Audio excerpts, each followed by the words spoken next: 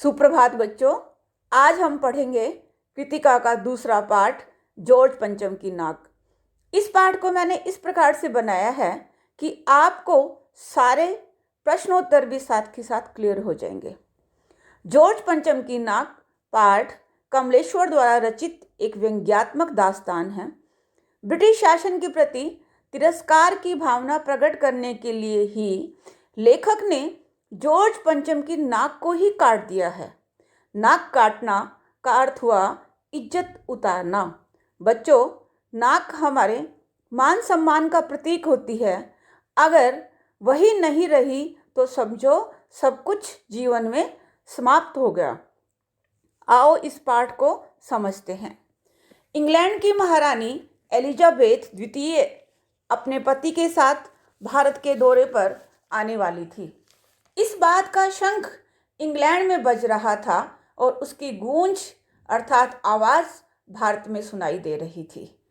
Elizabeth का दर्जी परेशान था कि हिंदुस्तान, पाकिस्तान और नेपाल के दौरे पर रानी कब क्या पहनेगी।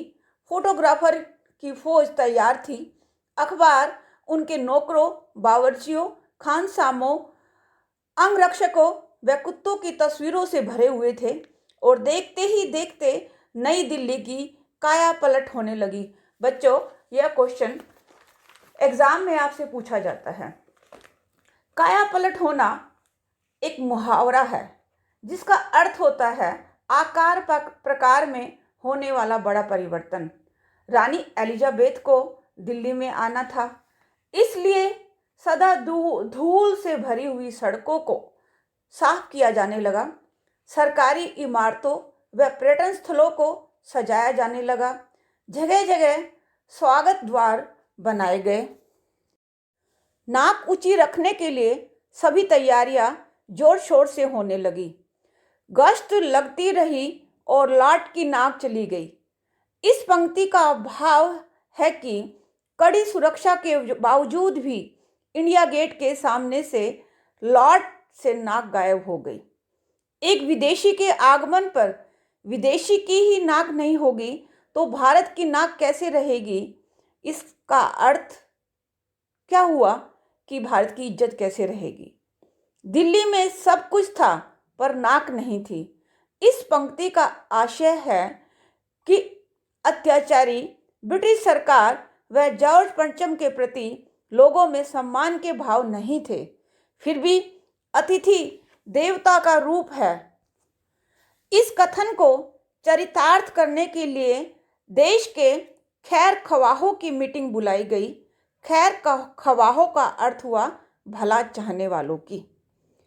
उच्च स्तर के मशवरे के बाद यह निष्कर्ष निकला कि नाक तो होनी ही चाहिए। इसलिए मूर्तिकार से मूर्ति की नाक लगवा दी जाए, इस बात पर आम सहमति हुई।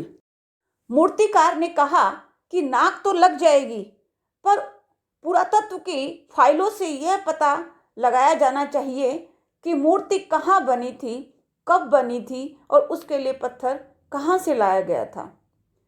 इसके लिए पुरातत्व विभाग की फाइलों के पेट चीरे गए। पेट चीरने का अर्थ हुआ फाइलों को फिर से खूब खंगाला गया, पर वहाँ से कुछ भी पता नहीं चला जो सरकारी विभाग की लापरवाही को दर्शाता है। मूर्तिकार ने सुझाव दिया कि वह देश के हर पहाड़ पर जाएगा और वैसा ही पत्थर ढूंढकर लाएगा जैसा मूर्ति में लगा हुआ है। मूर्तिकार हिंदुस्तान के सभी पहाड़ी प्रदेशों और पत्थरों की खानों के दौरे पर निकल गया, परंतु उसे वैसा पत्थर नहीं मिला। फिर उसने पत्थर को विदेशी बताया। पुनः मूर्तिकार ने देश में नेताओं की बनी अनेक मूर्तियों में से एक की नाक को लाट की मूर्ति पर लगाने की सलाह दी। सभापति ने आम सहमति के बाद ऐसा करने की आज्ञा दे दी और कहा कि देश के महापुरुषों की मूर्तियों के नाकों के नाप लिए जाएं और ठीक आने पर उतार कर लगा दी जाए।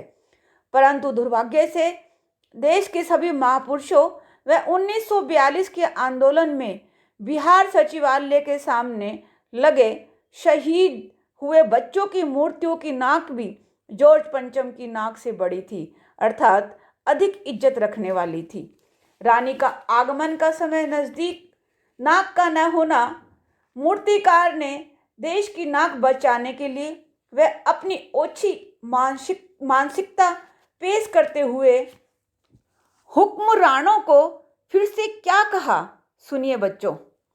देश की नाक बचाने के लिए 40 करोड़ आबादी वाले भारत के एक नागरिक की जीवित नाक लगा देनी चाहिए।